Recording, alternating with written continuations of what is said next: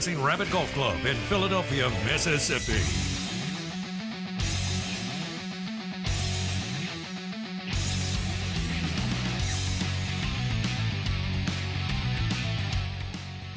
All right.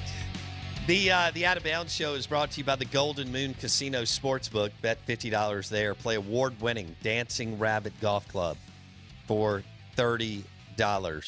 Download the PRR Sports app right now. When you get on property, you can bet. You have to stand in line because who the hell wants to do that? You can go to the bar right when you get there and still bet. Or you go to the blackjack table and still bet on the games, right? Golden Moon Casino Sportsbook. And award-winning Dancing Rabbit Golf Club. 105.9 The Zone, ESPN. We welcome in Ben Mintz with Barstool Sports. He joins us on, Blake, the Miller Lite guest line. And, Ben, good morning. How you doing, buddy? I'm doing great. I'm just running around Louisiana tying up loose ends before I fly to New York to start my new life with Barstool Sports on Saturday. It's a pretty wild journey, to say the least. Well, congratulations, man. Thank you. I'm so excited. It's one of those things that I still don't really believe it, but I know I'm going to go there and crush it and rock it. It's really wild how Prez found me off a viral video after Ole Miss Kentucky after Kentucky's kicker missed the extra point, the game that was on October the 3rd, I believe. And I'm a super high energy, fiery guy. And I actually work for ESPN Baton Rouge. I've been working down there with T-Bob Hebert and those guys for a while. And my producer just flipped on his camera when I was going nuts, like not even planned, just for funny content for our social media. And it kind of went viral. And Barstool Sports picked it up. And the next thing I know is the next day I'm getting a DM from Dave Portnoy that we want you to come work at Barstool Sports. And I literally almost jumped out of my chair at the sports book in Natchez. I still don't really believe the story, like I said, but, here we are and we're ready to do it. So there wasn't any interview. It was just a job offer? So what happened was, I'll just make the story. So the Ole Miss Kentucky game ended, and I jumped up and did a big hotty toddy. I'm a huge Ole Miss guy. I spent 10 years in Oxford. Love the Rebels. And there wasn't even an interview. I mean, that was Saturday night, and the video, apparently the tweet video got some traction Saturday night. And I'm driving to Natchez Sunday morning because I do a football Sunday morning show on ESPN 104.5, ESPN Baton Rouge with Rohan Davey, the old LSU great quarterback, and Jimmy Ott. And my phone goes off like a nuclear bomb at 9 a.m. And I look down, and Barstool Sports picked up the retweet. I think they picked it up off T-Bob Hebert because he has a lot of the Barstool guys on off the bench, the morning show in Baton Rouge and New Orleans. Well, then I see Dave Portnoy follow me on Twitter, and I'm just like, man, it's pretty wild. And then 10 minutes before we go on the air in Natchez at the sports book, I look down and he says, hey, we want to hire you for Barstool Sports. I just kind of jumped out of my chair, thought it was wild, and we scheduled a phone call for the next day. And I remember I was getting ready for a show in Natchez prep, and I was standing out by the Mississippi River, and I said hello. And the first thing he says to me is, your voice sounds exactly how I hoped it would, I guess with the gravelly southern drawl. Uh-huh. And he said, look, I don't know everything about life, but I've been pretty good about finding talent, and you're my guy. And I was just kind of trying to stand there and act like this was a normal conversation, even though we certainly know it wasn't. And then he offered me a job, said I can move up to New York if I want or stay in the South, but I get paid more if I go to New York. And, I thought on it for a couple of days and realized this is just such an unbelievable opportunity. I would regret it the rest of my life if I didn't go up to New York and give it my best shot. And so, here we are, moving up to New York on Friday. Got me a spot in Hell's Kitchen in Manhattan, a couple of miles from Barstool, and starting on Sunday, November 1st. And my first thing I'm going to do is I'm going to do the stool stream with Big Cat, who's a huge Bears fan. I'm a big Saints fan. We're going to do the stool stream on Sunday on All Saints Day, so it's going to be a fun start. Now, where are you from? I'm from Monroe, Louisiana, but my family has a farm in the Mississippi Delta by Greenville on Lake Washington, like Chatham, Glen Allen area. And so that's my Ole Miss ties. My mom's a big Ole Miss person. My sister was the president of KD at Ole Miss. But the thing that's interesting is I'm more well-known in sports radio. I've been doing sports radio in Louisiana for 5 years. I was drive time in Shreveport and Bossier I had a 3 to 6 show from late 2015, and I got let go right at COVID starting on a station reformat change. So I get let go. I go back to Oxford for 3 months, just kind of chill like the old days. I'm a big poker guy. Just played online poker and kind of hung out. And then I got the ESPN Baton Rouge job offer in late June. Moved to Baton Rouge. Worked there for 3 months with Jimmy Ott and did a lot of stuff with them. And then I was hoping to work for ESPN Baton Rouge for the next 3 to 5 years. I love the company, great people, super positive. And I was the only non-LSU grad radio host. And then this thing happened like lightning out of the sky. And here we go. And now I'm going to New York. Okay. So Ben Mintz with Barstool Sports joining us on the Miller Lite guest line. We just had a listener, Special K, say that you've got to be Patrick Mahomes' long-lost brother. Well, yeah. So Patrick Mahomes has my voice, not the other way around. No, but I do plan on doing some fun stuff. I do some fake Pat Mahomes segments and stuff. But Can you do one right now? I've got to I hadn't studied any of his interviews, but what I always like to do is stuff like this. I'll just say, because he's so mild and won't say anything, and so I always just say stuff like, of course we won. I have the strongest right arm known to man. You see Tyreek Hill out there? There's no way anybody's going to stop him. We got Coach Reed. There's no way anybody can stay within 30 of us. Like, what I always do is just kind of say a lot of outlandish stuff he'd never say because he's super, moderate, if that makes sense. Sure. But it's a good stick, but I'm gonna study it a lot more for Barstool. I hope we can use it for part of my take, even possibly. Okay. What were you a professional poker player? Yes. So I actually dropped out of college. I started college at Ole Miss in fall of 2001, and I was screwing around in school, and I started out playing $5 games. I was an ATO at Ole Miss. I started playing $5 games at the frat house during the Chris Moneymaker era, and started playing at Horseshoe Tunica and playing online. And I just got real obsessed with it when I should have been studying for school.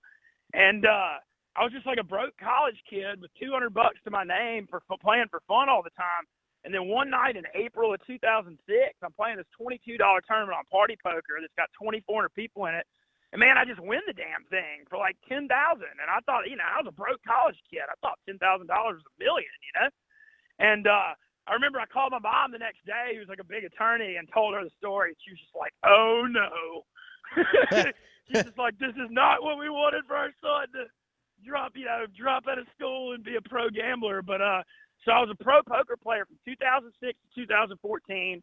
I lived in NOLA from 09 to 14, and I actually had some great highs. I got 75th in the World Series of Poker main event in 2011. Damn. And I got 327th in 2018. So I made 2 deep runs. I've made the final table of the World Series of Poker New Orleans main event twice. And before the government outlawed online poker in 2011, I was like just cracking the top 200 in the world in tournament play. And so I definitely had a good poker career. I just probably enjoyed myself in New Orleans a little more than I should have. And really? I can't say I'm the first or the last to say that, really. What were you doing in New Orleans?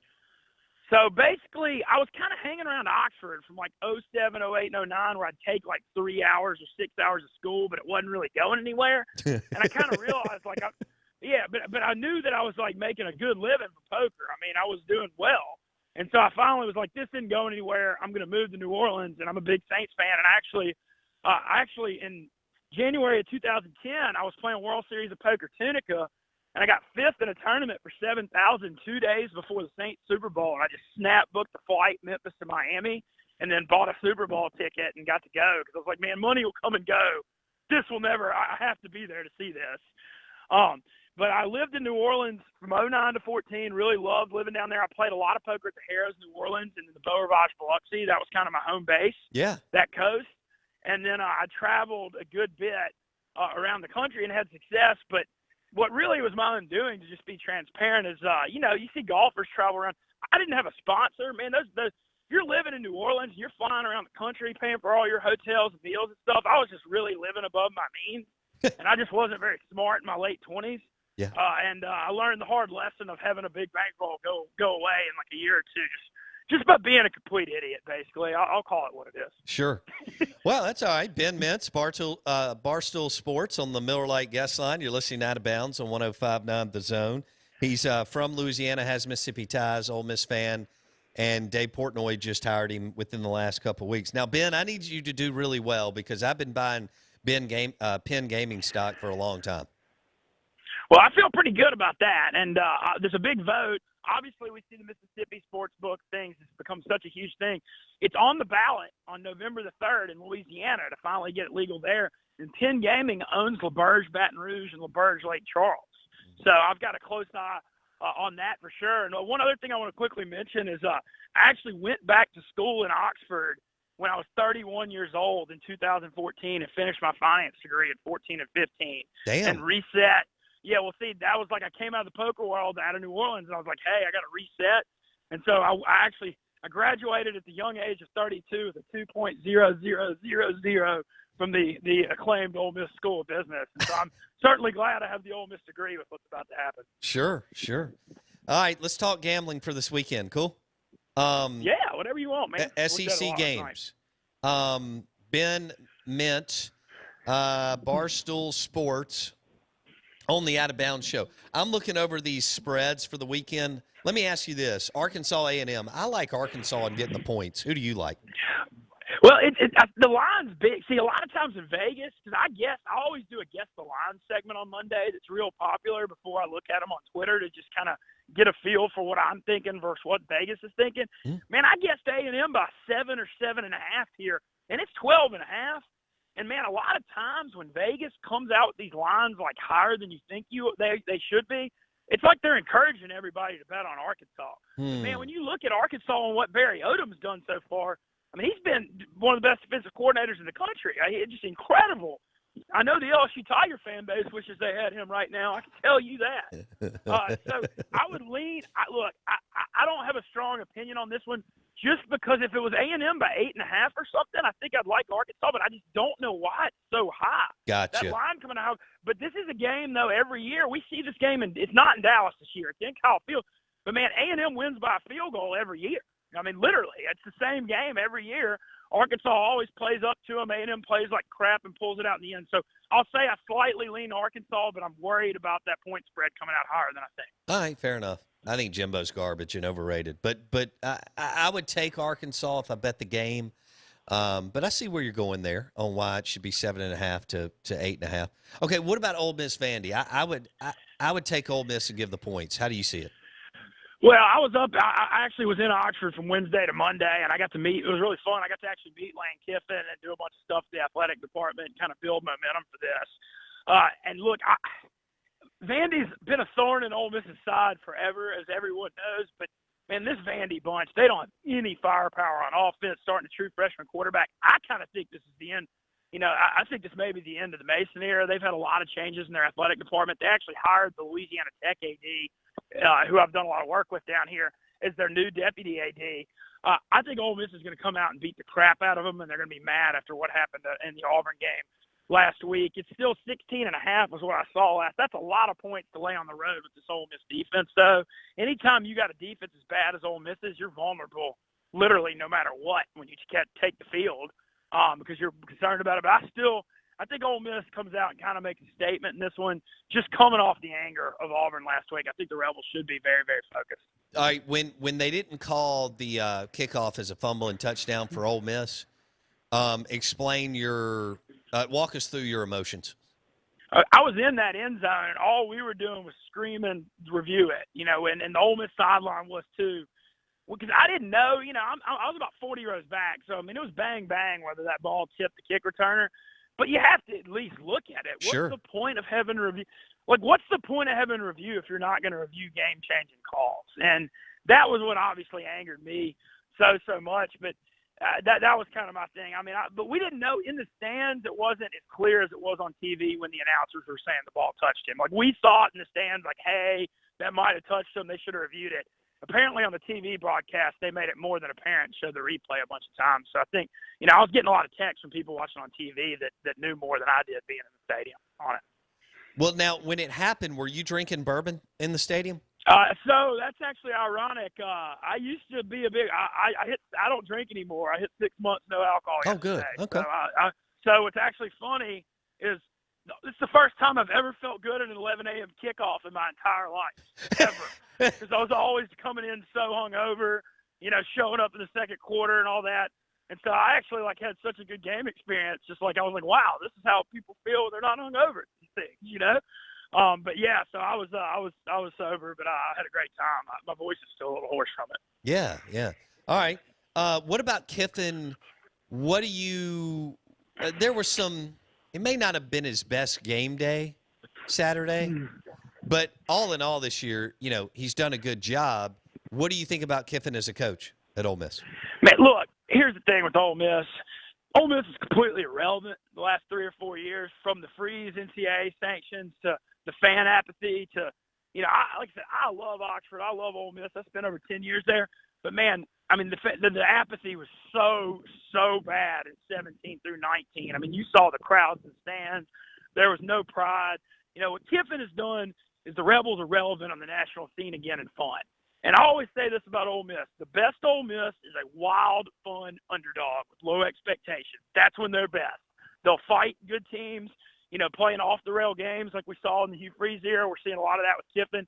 And I think he's perfect for that role. And he knows, Kiffin said it. He goes, we can't try to be like Alabama or LSU. We're never going to out-recruit those guys. We got to just be ourselves and have our own brand of football. And that's what he's doing with the up-tempo. And, he's developed a great offense. I love Jeff Levy. Love him. Bringing him from Central Florida. I think that he's a tremendous hire. And I expect the recruiting to pick up soon, because when you look at, man, if you're a 3 or 4 star kid, you got to go wait on the bench at LSU or Bama. You could come in and start at Ole Miss on defense as a true freshman, because that defense right now has the NCAA sanctions all over it and the upperclassmen, because that was the classes that got hit so hard. So, I love Kiffin. As you said, I mean, there's some time clock mismanagement on Saturday, but, you're looking at an Ole Miss team that scored 112 points against Bama, Auburn, and Florida. Have we ever said that before? I don't think. I mean, if we have, it's certainly rare.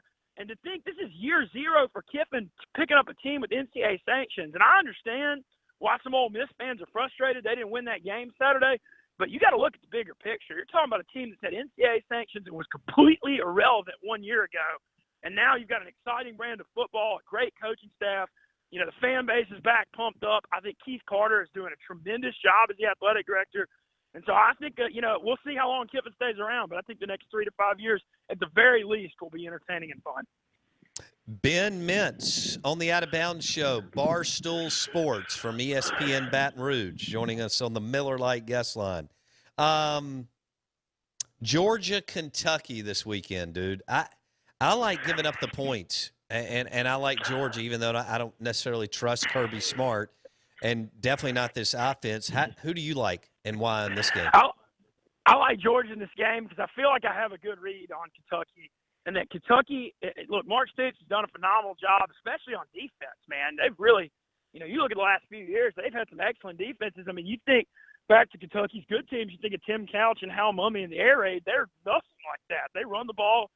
They play D, but what Kentucky is to me right now, they win the games they're supposed to win, and I know they were an underdog at Tennessee, but, man, they have not – any time they've played up in competition, we hadn't seen them win a marquee game yet under Stoops. And so until they actually step up and beat a Georgia or something like that, I can't believe in them. And also, Georgia's got such a good run defense with Kirby Smart and all the guys they've got coming back. They return more than almost anybody. Mm-hmm. I just don't see how Kentucky can move the football in this game. I know Georgia doesn't have a super high-powered offense or anything like that, but, I mean, I don't know about you. I have a hard time seeing Kentucky scoring more than 17 points. No, so I like I'm with you. We said earlier I'd rather give the points, man, and take Georgia. Yeah, and they just have such a bad – and they have such a bad history, too. I like Georgia. So we're on the same page. I like Georgia. Okay. Mississippi State, Bama. 32 points. There's 32 is just I can't lay 32. This is a game where this is a gambling strategy thing. If you like Bama, you should bet the first half line. Yeah. Because if Bama does get up 4 or 5 touchdowns, we saw remember the Missouri game week 1 where they're up 35-3 and they yanked their guys and Missouri got 2 late touchdowns to cover. Yeah. In the games where you see these 35-point spreads, I'd rather lay 21 in the first half when I know all the starters are out there. When they're going to go out there and play hard. Because that second half garbage time, you just don't really know. Sure. And plus, State's going to keep trying to score. Man, I can't lay 31.5 in college football. I just can't do it. The only time I know I did do it was the 2017 when Ole Miss went to Bama and got beat 66-3. I knew Bama was going to cover the 28 that day, but that's about one of the only times I laid that many points. So, I mean, I think if I do anything, I'd be looking for Bama minus like 19 or 20 first half here possibly. LSU Auburn, I don't think I'd touch it, but who do you like and why? Man, I've got a strong opinion. I cover a lot of LSU football, being an ESPN Baton Rouge. Man, don't get me wrong. I thought T.J. Finley looked great last week for a true freshman, especially when you look at the history of the LSU true freshman quarterbacks playing early. I mean, you look at Jarrett Lee and Anthony Jennings and Brandon Harris and Miles Brennan. All these guys played as true freshmen before they were ready and struggled. Finley looked nothing like that. He was throwing receivers open. You know, he had good command of the huddle and presence. However, I think it's a little bit of a reach for LSU to be laying 3 on the road at Auburn. I thought Auburn would be a slight favorite at home, and I know Auburn very easily could have 2 more losses with what happened in the Arkansas and Ole Miss game. But, you know, you look at this LSU-Auburn series, it's one of the craziest series there is in the SEC, especially when the games are at Auburn. It's Halloween. Something weird is going to happen in this game. And I can tell you for sure I'm not taking a true freshman laying 3 points on the road.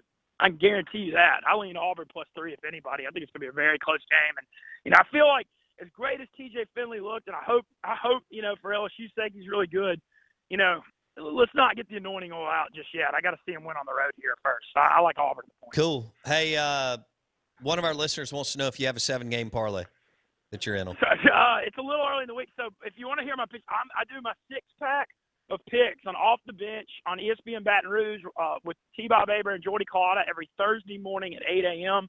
That's actually a big part of how I've been doing it for 4 years. I've been the gambling picks guy on there, and that segment built the following that basically led to my job down there. So that's kind of my big gambling pick segment. But also follow me on Twitter at Ben Mintz 531. I'm always tweeting gambling stuff. And I'd be remiss if I didn't mention Barstool. Dave Portnoy certainly mentioned Brandon Walker's name when I got hired, and you know, I think we're bringing in a little Ole Miss counterbalance to the All-State stuff. So I think there could be some real fun content coming on that front. Oh, no doubt. Blake, you got something? Which one of you guys would win in a foot race? You or Brandon? Ooh, okay. I'm kind of saying for a big guy, I can move a little more than people think. I mean, I don't want to sit here and say I could set the world on fire, but I'm more of like a tortoise than a sprinter, though. Like I can run long distances pretty good, but I'm not like that fast. But I can jog a pretty long way, you know, for somebody that's 40, you know, probably 30 or 40 overweight. Well, yeah, y'all should bet like a 5K on the Golden Egg game. Well, right? Here's what's going to happen. We have a bet on the Golden Egg already, so here's what it is. The winner gets to chunk 6 eggs outside in the freezing New York cold weather at the loser. Ooh. The winner of the Egg Bowl. Okay. Because it's eggs. And then we get to keep a 7th egg that you can just crack over the other person's head anytime you want the next year unprovoked. That's the bet. I love it. Gonna be fun stuff. And I want to say, hey, you've got a great show, man. You've been an institution in Jackson for a long time. I appreciate you giving me the time and having me on today. Well, we want to have you on again, buddy. Appreciate it. Oh, look, hey, anytime Mississippi radio, I'm all about it right now. So y'all let me know. Love to come on anytime. And thank y'all for the time. Let's do it, man. Just make that Penn Gaming stock keep going up, buddy. Penn Mintz, Barstool Sports on the Out of Bounds show. See you, Ben. Thanks. Take it. He'll start Barstool this weekend. Congratulations to him. That dude is wide open. He's a trip, and I like his approach. Hey, appreciate you listening to the show. Podcast is on Apple Podcasts. Search the Out of Bounds show. And don't forget about our big charity party, tailgating party, coming up November 12th. Go to bowbounds.com, grab some tickets, and come out and party with us.